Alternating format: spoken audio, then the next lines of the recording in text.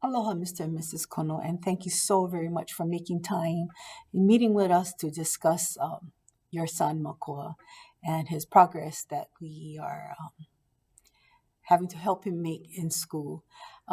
Before we begin, I'd like to first see how both of you are doing with the big change that has happened. As we discussed earlier in our phone interview and through text and email. And thank you so very much for keeping in contact and having that communication line open. So very important for Makoa to have a very strong team. And by that, I mean all of us staying in the loop for him and um, not only at school but at home. So before we begin discussing our strategies that we have set up for Makoa, I'd like to ask you, how are you doing since the last time we spoke? And especially, how is Papa? I do understand from what you've told me that Makoa has been going from kindergarten to eighth grade in a Hawaiian immersion school on Maui, but because of Papa's health concerns, his stroke, that he has moved home with Makoa and Grandma, and now Makoa has to make these big moves, for himself, going from Maui to Honolulu, being in a new school, a new environment, and with the he has expressed to us the concerns of Papa not being well, and he's worried, he's afraid that something bad might happen. But I want you to be rest assured that Makoa is guided by each and every one of us who are in his circle of concern, which is his team of teachers, the assistant principals, even our principal, our counselor who works very well with him, and each and every staff member. We have had meetings ourselves with him. I want to share one more time with you, and I will keep on reiterating that he is a very respectful young man. Um, he speaks well in class, and stuff, but our concern is his reading comprehension. So we'll get to that part um, even further. But I wanted to ask, how is Papa doing? And is there anything like you want us to know how we can help Makoa to move forward in this and still have him feel safe? But the reality of it all is um, about life, and he's young to, have to experience all of these uh, extreme illnesses like Papa stroke. But we just want you to know that we're here for the both of you, for your family, and for Makoa in any way we can help.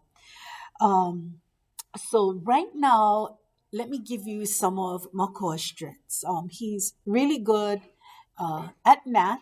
Like we do check on him every day, and we do bring him into the small group because there are some word problems that we're working on right now, and we want to make sure that he's comprehending it and he's understanding it. So um, I just want to go over some response to intervention strategies or just explain to you what they mean. So we call it RTI, and we have three tiers. The first tier is where we do weekly progress. In Makoa's case, we check on him every single day. We check on him to identify like what is he struggling in, even what is his strengths. We've been doing it for the past month, but we feel that even with differentiated instructions, which is based on the abilities and needs of all students in the program. So for Makoa, we just want to make sure that he's understanding it and that he's not falling behind. We will always keep you abreast of things that we feel that is of concern that maybe you can help at home. If not, we'll revisit that area of that content area. Tier one is appropriate instruction for ELL. For Makoa, I know he olelo Hawaii 100% and he understands it. Unfortunately, we haven't had anybody to come into the classroom yet. But with Makoa's English capabilities and abilities, he is able to make it in the classroom with our help. And that goes for all of his classrooms. But we feel that he's at a tier two level, which means the same type of help he'll get in tier 1, but now he'll get smaller groups, like maybe anywhere from 3 to 5. I like to keep it at 3. That way we can monitor him a little bit closely without losing him with a little bit more students to add to the group. So for now, I like to keep it at 3 to 5, preferably 3. So typically, it's a supplemental instruction in the small group also. So he'll get the regular initiated instruction for the day on the floor. And then as soon as everybody has a green light to get to work, we'll bring him into his small group. Which, by the way, he isn't the only one. But there's several small groups around, so he's not like single-handedly singled out. It's a very safe environment too. So the supplemental instruction intervention is provided in addition to, and not in place of the instruction provided in tier 1. Okay, so it's same thing. For example, if a student is receiving tier 2 intervention, and we provided the core instruction plus 20 to 30 minutes supplemental intervention, 3 to whatever periods he have. I'm not even going to label days at this point. It's whatever periods we have him for. So the tier 2 intervention focuses on the area of the student's needs or weaknesses that are identified in the screening assessment or program monitoring report from tier 1, which we already did and we discussed. Therefore, the students are often grouped according to instructional need. But we already know where Makoa, which group he belongs in and which group that he needs to be in. Progress monitoring. That occurs more frequently in tier 2 and may vary from once every 2 weeks to once a week using curriculum-based measurement. So, but in this case, I told you, we're going to be there for every single class period that he has. We have a plan already. The measure targets skills. The recommended length of time a student spends in the second tier of intervention will vary anywhere from approximately 9 to 30 weeks. So it doesn't mean we're going to kick him out of the program, and no, there's another tier level. But we may keep him at tier 2 if tier 2 works for him.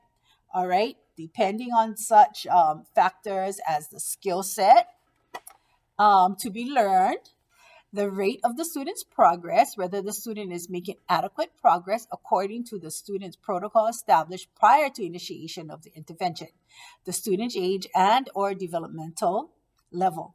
When progress monitoring of a tier 2 intervention indicates a lack of adequate response, the school should, or we would, go ahead and speak with you guys again, see what's going on, see how we can help even a little bit more before we go on to tier 3. Tier 3 is a much more smaller group setting. In fact, 1 to 2. It'll have all the intervention strategies from tier 1 and tier 2 in tier 3.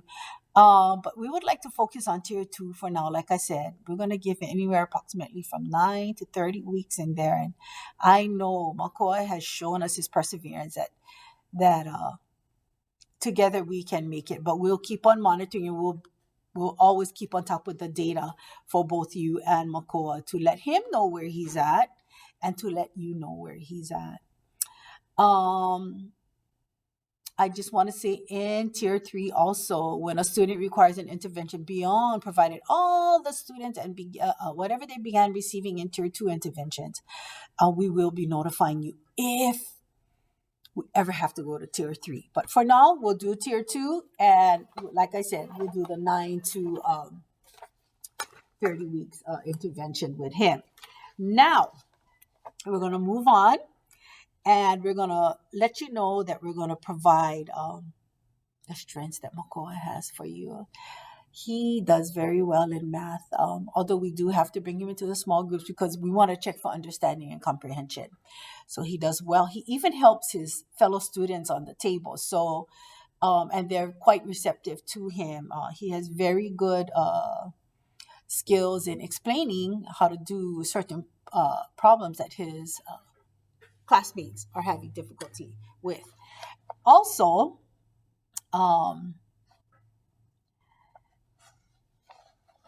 he does well in science.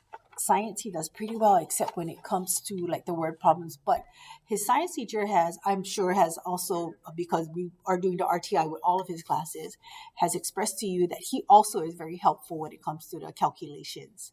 But the concern is the reading comprehension, where he also doesn't have as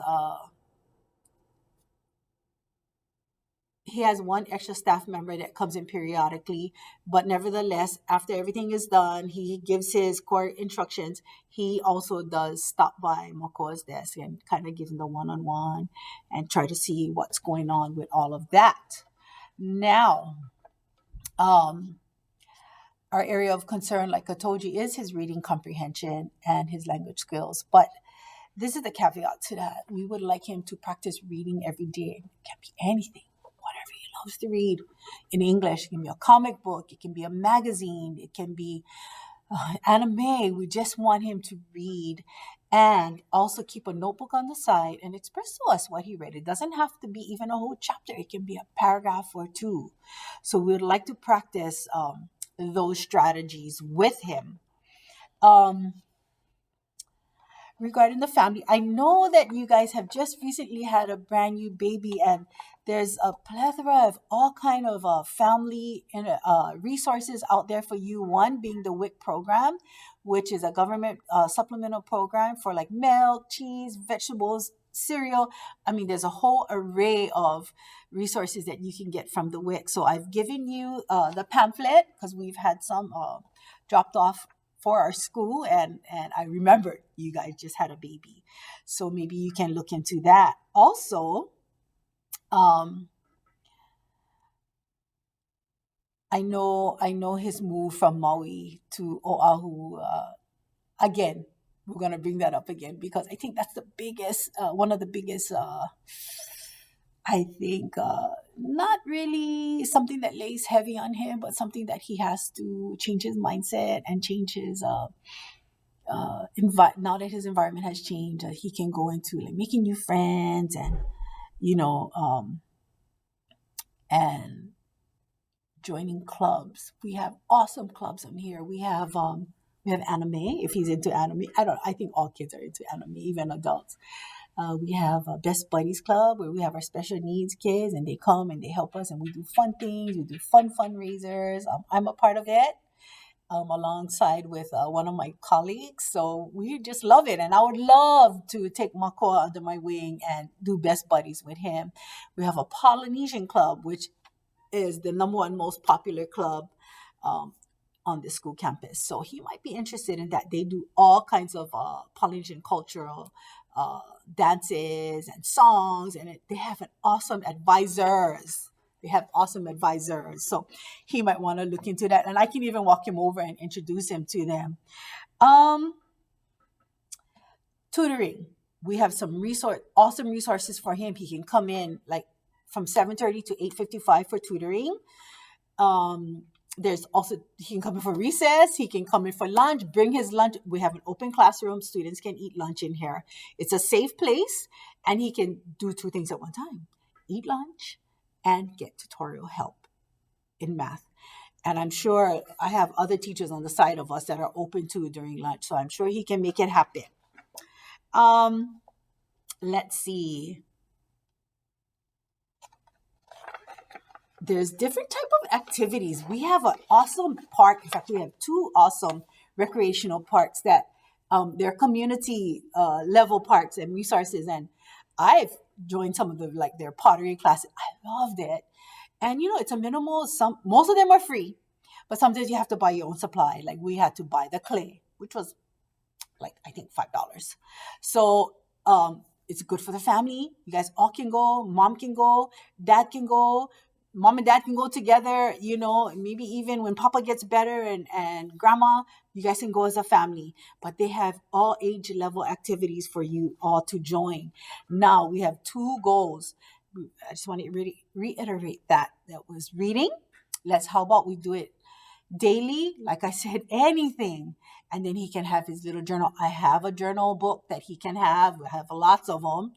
Even mom and dad, if you're like, well, I'll send her home so you can kind of journal what he does or like what's happening with him and the family. And just things to jot down to when you do communicate with me, or you want to, then absolutely you send me all that information. Let's see. We went over him joining clubs. I think that'll be best for him. I really do.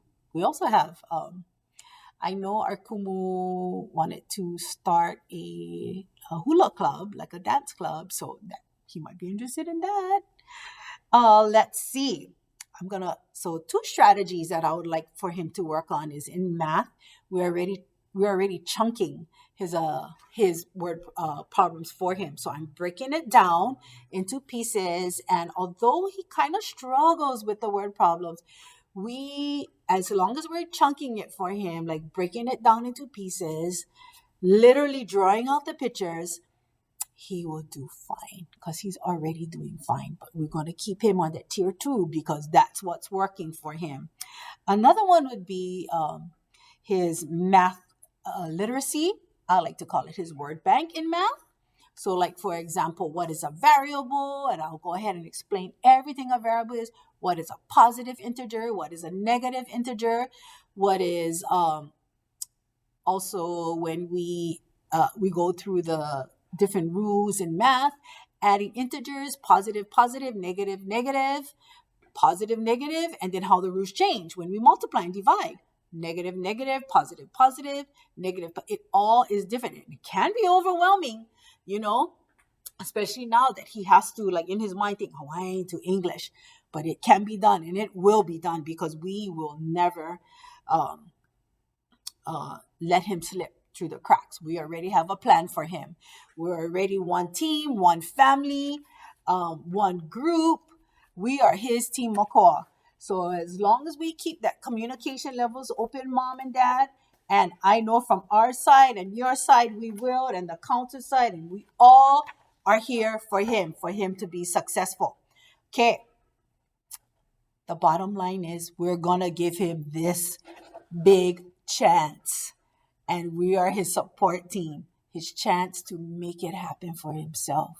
Yeah, he's not going to have to do it by himself. No way. We're here to guide him, to support him, to keep it safe and nurturing. So, mom and dad, if you have any questions, please let me know now for the time being, and then we'll take it from there. All right? Thank you and mahalo for coming in. I look forward to working more with Makoa and more with the both of you. Have a great day. Bye.